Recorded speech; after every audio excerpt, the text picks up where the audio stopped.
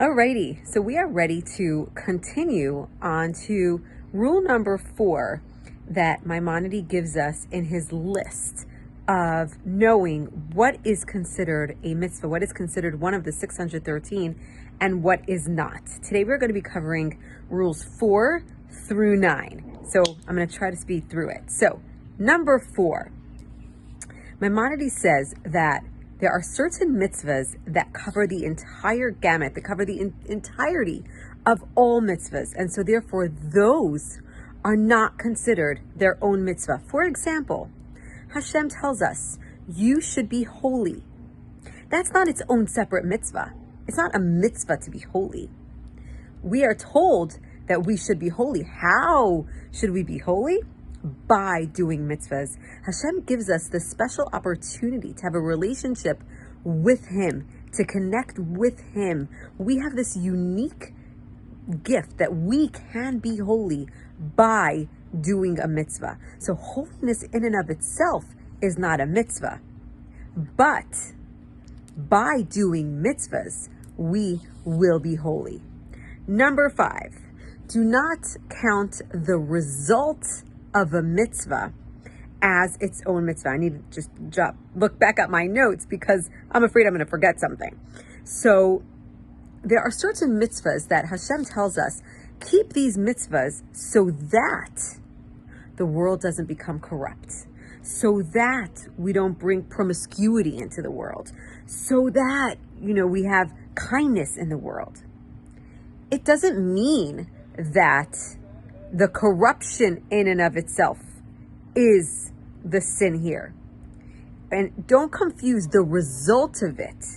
Even though, yes, we are meant to be moral beings and we don't want to have corruption. We want to have kindness. We want to have good values, healthy values. That in and of itself is not a mitzvah. That is the result. We want to have a beautiful world with good values, but those itself are not the mitzvah. Number 6, there is a possibility that a certain mitzvah can be both a positive mitzvah and a negative mitzvah. For example, keep Shabbos is a positive mitzvah. Don't desecrate the Shabbos is a negative mitzvah. So by one not going to work on Shabbos, they are actually fulfilling 2 mitzvahs. Keeping Shabbos, making it holy, and not desecrating it. So there is definitely a possibility of getting a 2-for-1 when it comes to mitzvahs. Number 7, there are different ways we sometimes have to do a mitzvah, and they aren't considered as different mitzvahs. So for example, we are told with the sacrifices in the holy temple, you need to bring a sacrifice without blemishes. And it'll explain there's this blemish and there's that blemish and there's all these different types of blemishes.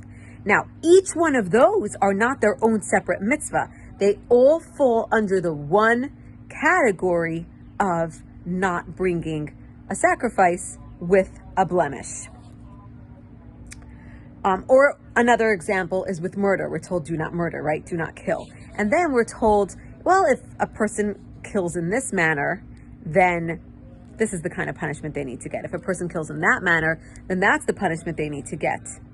It doesn't make it all different mitzvahs right there, a bunch of different commandments. No, it still all falls under the same umbrella of do not murder. And number 8, not every time that the Torah says no, is it a mitzvah? Is it a specific commandment? Do not do something. Sometimes Hashem says, and I will never bring this type of pain again, or there will never be a prophet like Moses. That doesn't mean that that's a mitzvah just because it uses the word no. It just means that it's a warning, or it's a prayer, or it's a hope, but it's not necessarily a commandment, which apparently others that have counted and calculated the mitzvahs did err in this regard. And number 9, even if the Torah repeats itself many, many times, repeats a particular mitzvah, it doesn't make it that many mitzvahs. So for example, the mitzvah of Shabbos is repeated 12 times in the Torah. It is not 12 mitzvahs. It is still the same one mitzvah. So there you have it, numbers 4 through 9. I look forward to seeing you tomorrow for number 10.